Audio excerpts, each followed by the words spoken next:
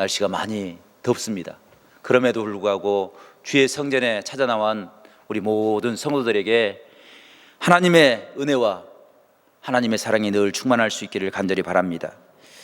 지난 주일에 제가 새로운 6개를 시작하면서 우리의 기도 제목 한 가지씩 적어보자, 이런 숙제를 내드렸는데 잘 정리해 보셨는지 모르겠습니다.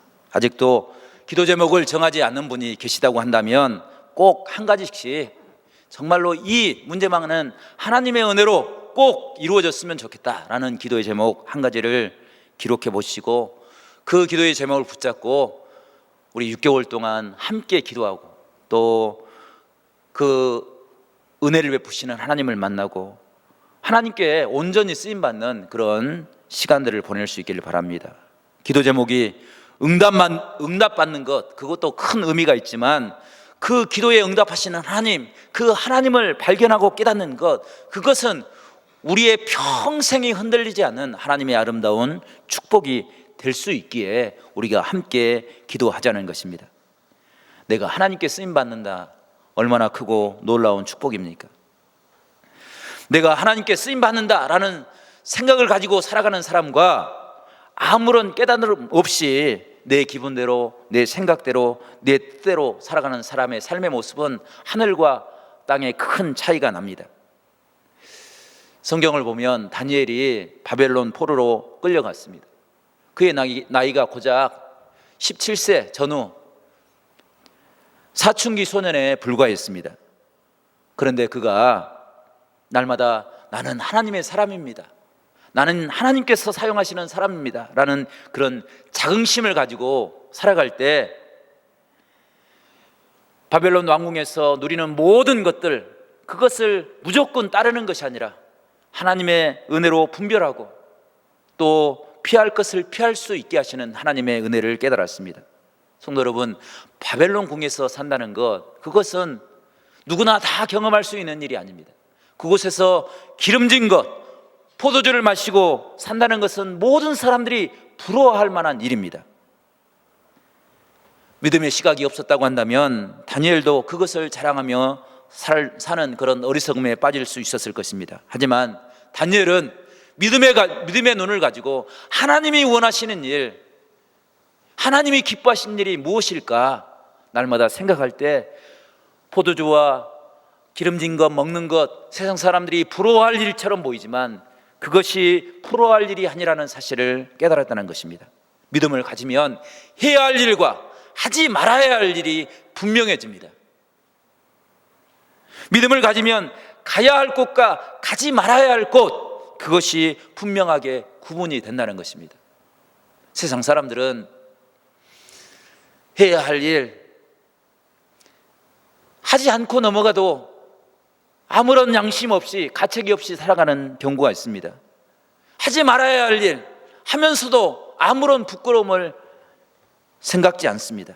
가지 말아야 할 곳 가면서 아무런 의식 없이 살아갑니다. 하지만 내가 하나님의 사람이라는, 하나님께서 지금 나를 붙잡고 쓰임받는 삶을 살아가고 있다는 사실을 깨닫게 된다면 우리는 그런 어리석음에 빠지지 않을 것입니다. 성도 여러분, 새로운 6개월을 시작하면서 확실한 기도의 제목을 가질 수 있기를 간절히 바랍니다. 그 기도의 제목을 통해서 나와 함께 하시는 하나님을 깨달을 수 있기를 간절히 바랍니다. 그래서 우리가 반드시 해야 할 일을 행함으로 하나님의 영광을 드러내고 하지 말아야 할 일을 하지 않음으로 하나님의 공의를 세워나갈 수 있는 축복이 있기를 간절히 바랍니다.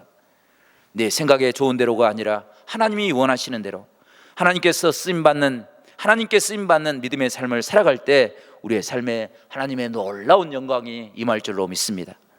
오늘 말씀을 보면 하나님께 온전히 쓰임받는 한 사람을 소개하고 있습니다. 그가 바로 나단 선지자입니다. 나단 선지자가 다윗 왕을 찾아갔습니다. 성도 여러분, 다윗 왕이 어떤 사람입니까? 다윗 왕은 이스라엘 역사에 다시 나타나지 않을, 이제까지도 없었고 이후로도 없을 가장 위대한 왕이었습니다.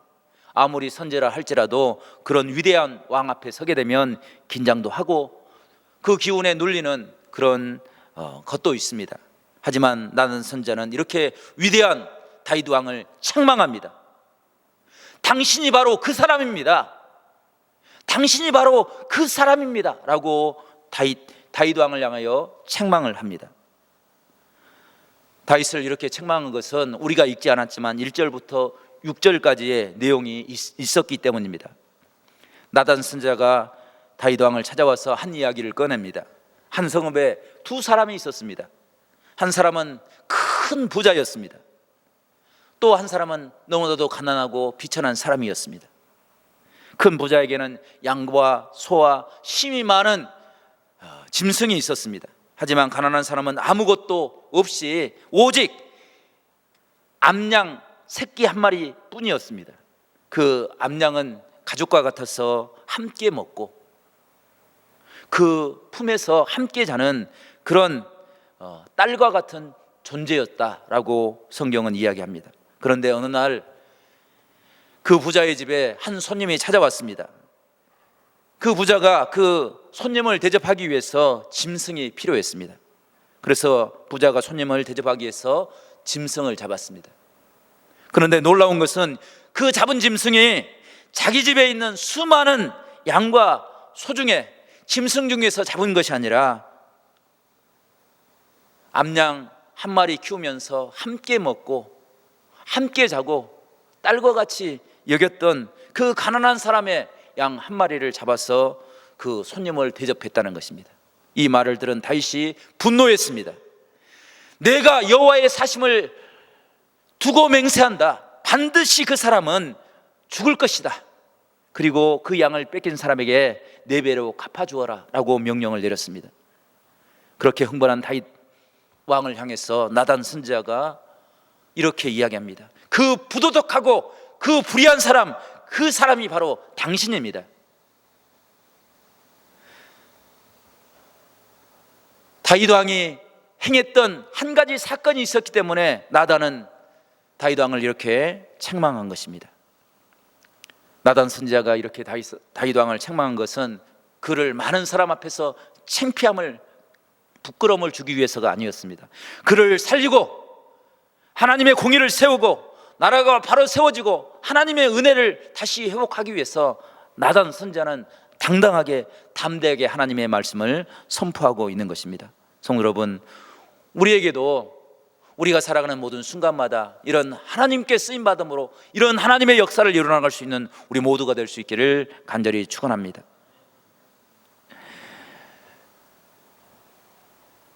이 말씀은 그냥 사람들 찾아가서 당신이 바로 그 사람입니다, 당신이 다윗과 같은 죄악의 사람입니다 라고 외치라는 그런 이야기가 아닙니다.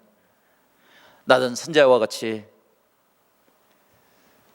하나님을 향한 뜨거운 마음을 가지고 사람을 다윗을 귀중하게 여기는 마음을 가지고 그를 위해서 하나님의 공의를 세우기 위해서 하나님의 나라를 이 땅에 세우기 위해서 하나님께 쓰임받기 위해서 몸부림치는 삶을 살자는 그런 의도입니다. 성도 여러분, 나단 선지자가 어떤 사람이었기에 하나님은 기꺼이 그를 사용하셔서 다윗 왕 앞에서 하나님의 공의를, 하나님의 사랑을, 하나님의 역사를 선포하게 하신 것입니까? 오늘 우리가 그 은혜를 고민하면서 은혜 받기를 원합니다. 성도 여러분, 나단 선지자가 하나님께 범죄한 다윗 왕 앞에서 쓰임 받을 수 있었던 그 원인은 첫 번째, 나단은 하나님의 은혜가 얼마나 귀한 것인지를 깨닫고 그 은혜 없이는 다윗 왕이라 할지라도 살아갈 수 없다는 철저한 하나님의 은혜를 깨닫는 은혜의 사람이었기 때문에 하나님께 쓰임 받았습니다. 나단 선지자는 하나님께서 다윗을 얼마나 사랑하셨는지를 너무나도 잘 알고 있었습니다. 그 사랑의 은혜가 있었기 때문에 다윗은 위대한 왕이 될 수 있었습니다.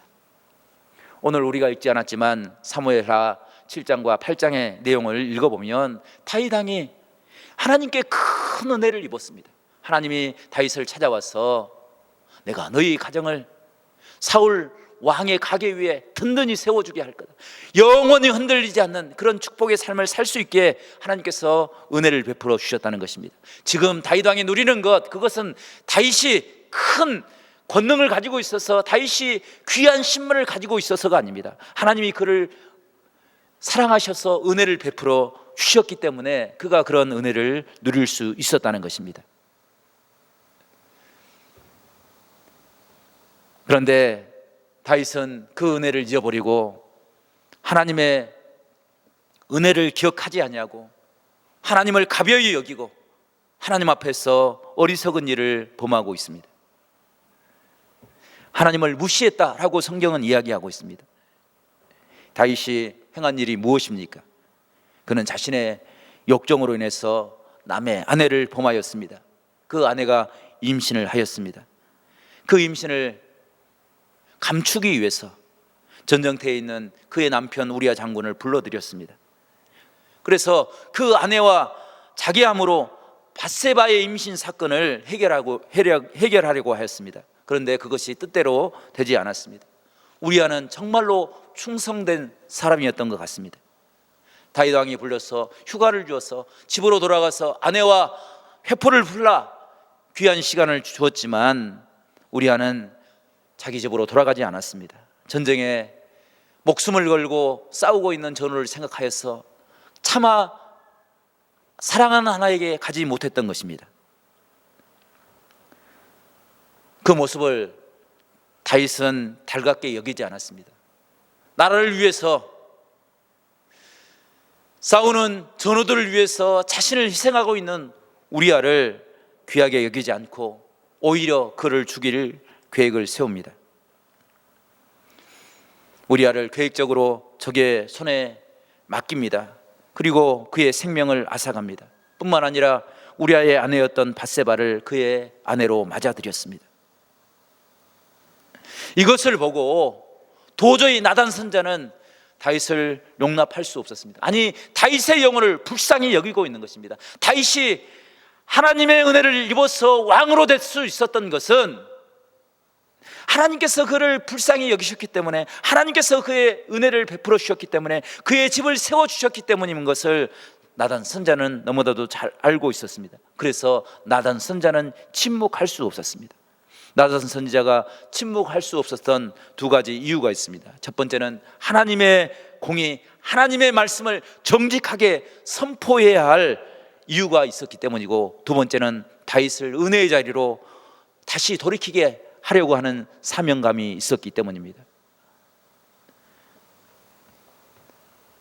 성경은 많은 사람들의 성공을 위해서 기록하지 않습니다. 그 사람들이 성공의 자리에 서기까지 하나님께서 그들을 얼마나 큰 사랑으로 붙잡아 주셨는지 그 은혜를 증거하기 위해서 성경은 우리에게 많은 것들을 이야기하고 있습니다. 사울 왕이 되었습니다. 사울 왕이 왕이 된 것도 하나님의 은혜였습니다. 하나님께서 그를 귀하게 여기셔서 들어서 사용하셨습니다. 그런데 사울 왕은 하나님의 은혜를 버리고 사람을 선택하였습니다. 자신의 욕심을 위해서 살았습니다. 그가 아말렉과 전쟁에서 승리하였습니다. 하나님께서 말씀하십니다. 아말렉 성에 있는 모든 것들은 다 멸절시켜라, 하나도 취하지 말라라고 명령하였습니다. 그런데 사울 왕은 가장 좋은 소와 기름진 것과 어린 양과 모든 좋은 것을 취하여서 자기의 욕심을 채웠습니다. 그리고 그를 책망하며 돌아오기를 원하였던 사무엘의 음성도 무시했습니다. 오히려 그 모든 재물은 나를 위한 것이 아니라 하나님을 위한 재물이라고 핑계하였습니다. 하나님의 은혜를 잃어버린 사울 왕은 더 이상 왕도 하나님께 쓰임받는 사람도 아니었습니다. 오히려 하나님께 버림받는 사람이 되었습니다. 그는 비참한 최후를 맞이했던 것입니다. 성도 여러분, 누가 하나님께 쓰임받는 사람입니까? 높은 지위에 있는 사람, 많은 것을 가지고 있는 사람, 그 사람이 하나님의 쓰임받는 사람입니까? 나단 선지자처럼 사람을 불쌍히 여기고 하나님의 은혜가 얼마나 귀한 것인 줄 알고 하나님이 보시는 것이 무엇인지를 깨닫고 그것을 선포하는 사람, 그 사람이 하나님께 쓰임받는 사람인 줄로 믿습니다. 우리도 우리의 남은 여생 동안 이런 나단과 같이 하나님께 쓰임받는 복된 은혜의 사람들이 될 수 있기를 간절히 축원합니다. 하나님이 말씀하신 것을 말씀하고, 하나님이 전하라는 것을 전하고, 하나님이 베풀라는 것을 베풀므로 우리의 삶 가운데 하나님의 구원의 역사를 돌아와서 회개하며 하나님의 은혜를 깨닫는 그런 아름다운 풍성한 은혜를 누리며 살아가는 우리 모두가 될 수 있기를 간절히 바랍니다. 그가 왕이라 할지라도, 바른 길을 걸어가지 아니하면 하나님의 말씀으로 하나님의 은혜를 선포할 수 있는 그런 축복이 우리 가운데 있기를 간절히 바랍니다. 미국의 강철 회사 사장인 카네기가 이제 은퇴할 때가 되어서 후계자를 지명하는 그런 일이 있었습니다. 전 세계가 그를 주목하였습니다. 누구를 자신의 후계자로 세울까? 회사의 중역 중에는 탁월한 능력을 가진 사람들이 있었습니다. 그들 중에 하나가 후계자가 될 것이다. 그들을 바라보았습니다. 그러나 카네기는 많은 중역 중에서 후계자를 세운 것이 아니라 쉐브라는 사람을 자신의 후계로 지명하고 임명하였습니다. 이 일은 정말 일대 혁신을 일으키는 그런 사건이 되었습니다. 왜냐하면 쉐브는 초등학교도 졸업하지 못한 그런 사람이었습니다. 그는 원래 정직원이 아니라 정원 청소부로 입사를 하였습니다. 청소부에서 그는 성실한 모습을 보였습니다. 정원만 청소하면 되는데 공장 안까지 말끔히 청소하였습니다. 그래서 그의 성실과 근면이 눈에 띄어서 직원으로 채용이 되었습니다. 사무직원에서 성실하게 일할 때 그의 성실이 카네기의 눈에 띄었습니다. 그래서 카네기의 비서로 발탁되었습니다. 카네기의 비서가 된 쉐브는 매일 메모지와 펜을 들고 마치 카네기의 그림자처럼 그의 뒤를 따라다녔습니다. 아무리 늦어도 카네기가 퇴직하지 않으면 그 자리를 뜨지 않고 그를 보좌했습니다. 그의 성실이, 그의 삶의 정신이 회사를 다시 성장시킬 수 있는 기회가 될 것이라고 생각하고 많은 중역들이 있었지만 그들을 물리치고 초등학교도 졸업하지 못한 그를 회사의 사장으로 세웠습니다. 쉐브를 사장으로 세운 것은 그의 능력을 보는 것이 아니라, 그가 가진 재산을 본 것이 아니라, 그의 지식을 본 것이 아니라 그의 성실한 삶의 정신을 보았습니다. 사장이 무엇을 보느냐, 그것이 그의 후계자를 결정할 수 있는 그런 중요한 요건이 되는 것입니다. 성도 여러분, 하나님은 우리를 바라보면서 무엇을 보실까요? 하나님이 쓰시기 위해서 우리에게 필요한 것이 무엇인지를 우리가 함께 고민해 볼 수 있는 이 시간이 될 수 있기를 간절히 바랍니다. 나단과 같이 하나님의 은혜에 풍성히 채워져서 오직 하나님의 은혜로만 살 수 있다는 사실을 깨닫고 하나님의 은혜만을 붙잡고 살 수 있는 믿음의 용기를 가질 때 우리가 온전히 하나님께 쓰임받는 믿음의 사람이 될 줄로 믿습니다.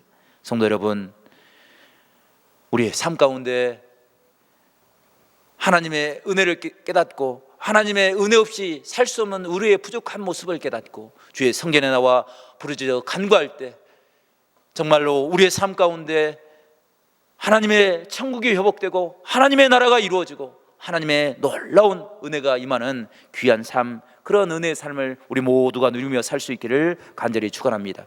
두 번째로 나단 선지자가 하나님께 쓰임받을 수 있었던 것은, 나단 선지자는 오직 하나님만을 두려워하며 살았던 믿음의 사람이었기 때문입니다. 하나님은 우리에게 복을 주시는 하나님이시기도 하지만 하나님은 우리가 잘못된 길을 걸어갈 때 우리를 책망하시고 우리를 심판하시는 하나님인 것을 분명하게 나단 선지자는 알고 있었습니다.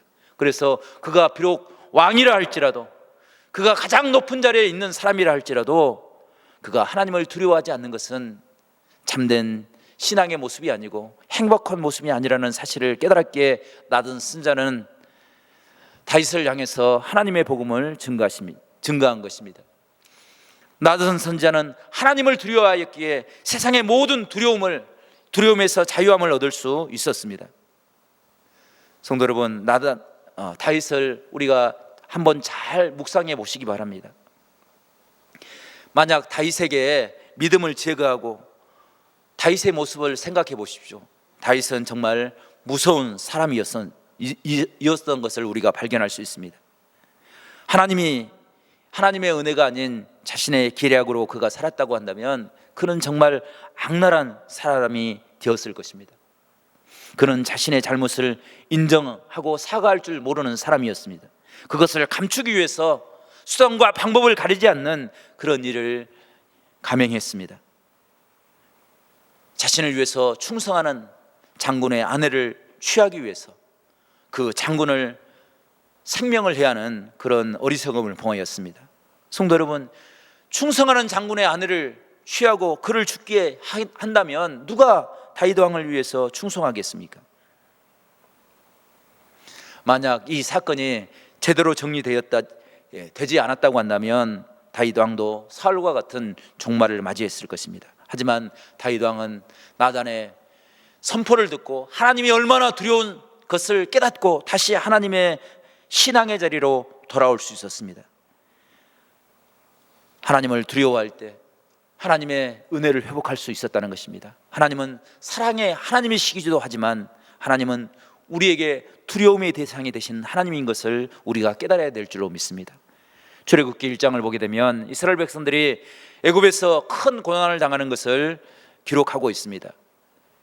이스라엘 백성들이 비돔과 람셋을 건축하는 데 동원되었습니다.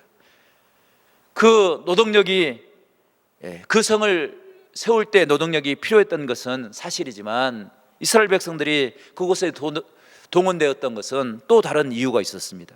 그것은 이스라엘 백성들이 너무나도 큰 번성을 이루었기 때문입니다. 애굽 사람들도 감당할 수 없을 만큼 이스라엘 백성들이 큰 민족이 되었습니다. 그래서 그 큰 민족이 되는 것을 이제 막기 위해서 바로가 꾀를 내었습니다. 그들을 힘들게 하면 그들의 번성이 막아질 거다. 그런데 이스라엘 백성들은 바로가 생각했던 것보다 더 강한 힘을 가지고 있었습니다. 날로 더 이스라엘 민족이 크고 번성해지는 것을 보고 또 다시 바로가 명령을 내렸습니다. 이번에는 히브리 산파들을 불러서 아들을 낳으면 죽이고 딸을 낳으면 살리라는 그런 명령을 내렸습니다. 그런데 그 명령이 지켜지지 않았습니다.